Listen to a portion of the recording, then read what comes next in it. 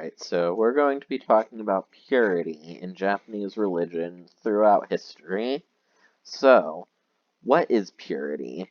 Well, the Merriam-Webster dictionary defines pure as free from what vitiates, weakens, or pollutes, and containing nothing that does not properly belong, or free from moral fault or guilt. These are just two definitions of pure, but these are the definitions that we'll be applying to Japanese religion throughout this presentation. So, the beginnings of purity in Japanese religion began in the Kojiki and Nihon Shoki, which were two important books that laid the groundwork for Japanese religion for centuries to come. And these early ideas of purity were primarily concerned with gender and enforcing these archetypal female and male gender roles in the tale of Izanami and Izanagi.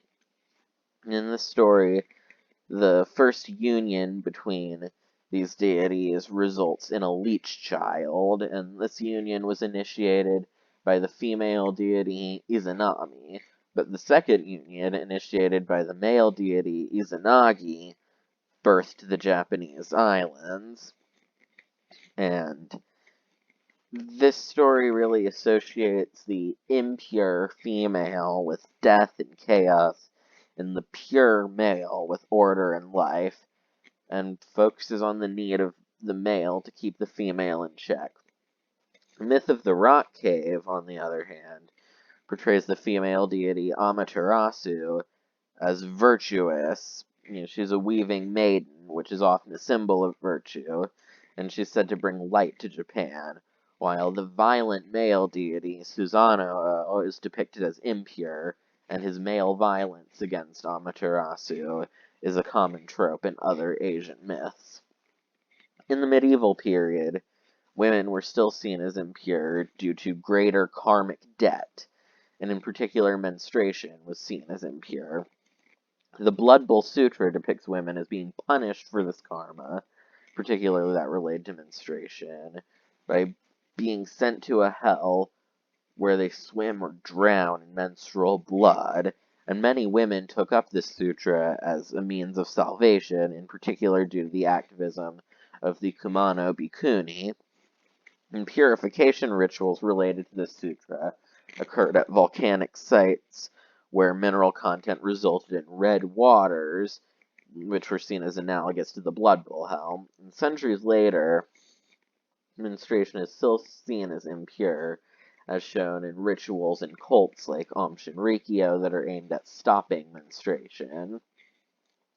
Now, also in the medieval period, Zen Buddhism took hold, and Zazen, the form of meditation practiced in Zen Buddhism, explicitly involves purity, and it's practiced as a way of meditating so that all thoughts will leave the practitioner's minds, and the practitioner is freed from the constraints of body and mind. And one of Zen's founders, Eisai, stressed focus on purity in the sutras and wanted to purify Buddhism in Japan from what he perceived as corruption among the Tendai Buddhist elite. Now, later in the Edo period, there was general stability under the Tokugawa regime, despite its brutality, which resulted in the harshest Buddhist rules being relaxed. And these nativist and new religious movements popped up, which rejected ideas of female impurity, with Fujito seeing menstruation as positive and not being impure, and Tenrikyo telling a different version of the story of Izanami and Izanagi that did not involve female impurity and submission. And this form of literature called Kibiyoshi had proliferated, which satirized deities and depicted them engaging in gross or immoral behaviors. Like, it depicted their bodily functions, such as urinating, defecating, and these deities would get drunk and utilized the services of prostitutes. So, in general, this whole idea of purity was a bit relaxed in the Edo period. Now, afterwards, in the imperial period, there is this one figure, Inoue Enryo, a Buddhist scholar who founded Toyo University, who wanted to reform Buddhism, and this can be seen as trying to purify the religion.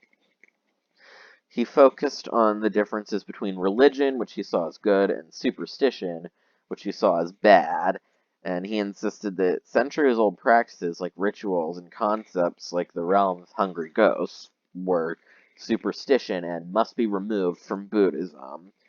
He stressed the importance of the absolute and the importance of thusness, which is a Buddhist concept described by scholar Jason Josephson as the absolute truth or the real aspect of all things, which brings us to another dictionary definition of pure, being thus and no other. But during the bigger picture of the imperial years, state Shinto had been brutally suppressing other religions, despite government claims of freedom of religion. The government attempted to eradicate folk traditions, such as those involving spiritual possession, and religious organizations were forced to conform to state Shinto values by having strict gender roles for priests, among other things. And Buddhist monastics were banned from the imperial court, which was designated as being strictly Shinto. So this can be seen as an overall attempt to purify Japanese religion.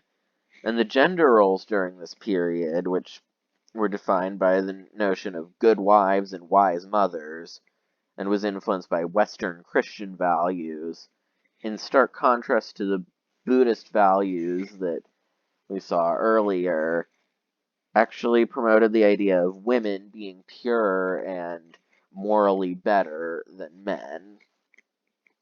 But after the war, there was this attempt by Japan to distance itself from the colonial empire, and the colonial empire had promoted an idea that Japan was a nation full of several different races that all mixed together, and was the same as all of Asia, which they used to justify Japan's colonization of Asia, as it sought to create a united Asia free from Western control.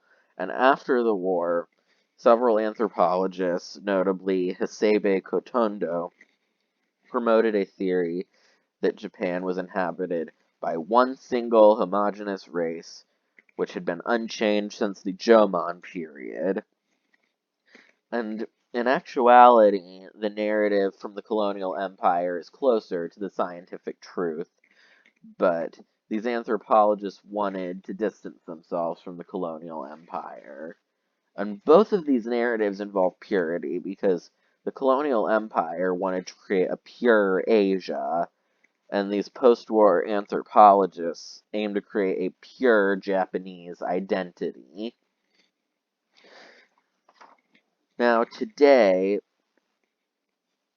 there have been these pilgrimage influences by anime, because many anime and manga have references to real-world Buddhist and Shinto sites of worship. And in these anime pilgrimages, anime characters replace the original deities of the sites. And there's one Nichiren Buddhist temple, Ryohoji, which has capitalized on this by making anime and manga based on its own deities, which has made the temple quite popular, and this content portrays female deities in a very sexualized way, aiming to appeal to the desires of its straight male audience, and is often considered crass by other Buddhists. And this is seen as part of a Buddhist strategy, where the end of getting people to practice Buddhism justifies the problematic means. But all of this has sparked an ongoing debate about whether these types of anime pilgrimages constitute genuine worship or not, with some considering it as a sign of pure Buddhism or pure Shinto declining, and others seeing it as religion evolving. So I will leave you with a question, which is, do you think that these types of anime pilgrimages